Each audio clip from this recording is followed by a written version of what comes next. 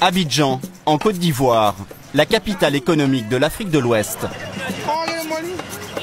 Dans le quartier populaire de Yopougon, comme tous les matins, Oscar et Youssouf se rendent à ce qu'on pourrait appeler leur bureau. Un cybercafé. Leur spécialité, les arnaques sur le net. En Côte d'Ivoire, on les appelle des brouteurs. Oui, allô, bonjour, monsieur. Oh, là. Oui, bonjour. Oui, c'est Maître Christophe.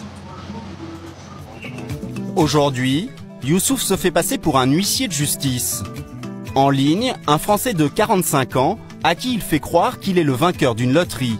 Il aurait gagné 250 000 €. Seulement pour toucher son pactole, il doit d'abord verser 5 000 €, une somme correspondant à des frais de transfert fictifs. Il y a eu un petit problème hier concernant... Écoutez-moi.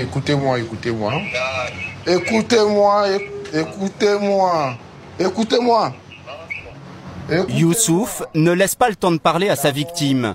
Il menace d'annuler le gain si l'homme ne verse pas rapidement l'argent. Pour vous faire signer, on n'abandonne jamais un gain. Sur là, ok. Mais comme on n'abandonne jamais un gain, c'est à vous de nous faciliter la tâche pour essayer de trouver une solution, même si c'est 500, 600, 700, 800 € d'ici mercredi, et puis me tenir informé, ok? Ok, donc... Cela fait maintenant 1 mois que Youssouf manipule cet homme. Il le sent, la victime est prête à payer. Elle va bientôt devenir ce que ces hommes appellent un mougou. Lorsque tu soutiens de l'argent au client, là il devient mougou. On dit mougou, ce qui veut dire c'est faire taper, quelqu'un que tu as tapé. Quelqu'un que tu as eu, on peut dire comme un pigeon, comme vous le dites en vos mots, le pigeon. Donc nous aussi, le mougou.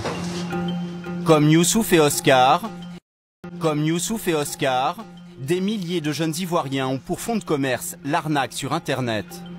Ils ont pris d'assaut les 400 cybercafés d'Abidjan. La Côte d'Ivoire est devenue l'un des pays qui abrite le plus de cybercriminels au monde. Depuis 2010, les escrocs ivoiriens auraient ainsi détourné plus de 15 millions d'euros. Leurs victimes sont des Occidentaux francophones, dont de nombreux Français. Fausses loteries, mais aussi manipulation sentimentale ou héritage bidon, les escrocs ne manquent pas d'imagination pour soutirer de l'argent. Comment arrivent-ils à convaincre leurs victimes?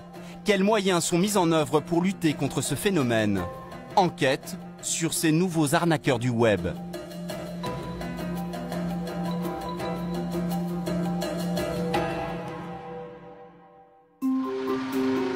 Département des Hauts-de-Seine, en région parisienne. À 70 ans, Maurice donne chaque semaine 20 heures de cours de marketing industriel à des élèves de BTS. Le photovoltaïque, oui, il est actif puisque vous avez du silicium. On n'arrive pas en général à pouvoir chauffer l'ensemble de l'eau qui est contenue dans la chaudière. Ancien ingénieur, Maurice continue à travailler parce qu'il veut rester actif, mais aussi parce qu'il est criblé de dettes. Plusieurs dizaines de milliers d'euros volatilisés après s'être fait abuser sur Internet. Vous avez perdu combien d'argent en tout? Bon,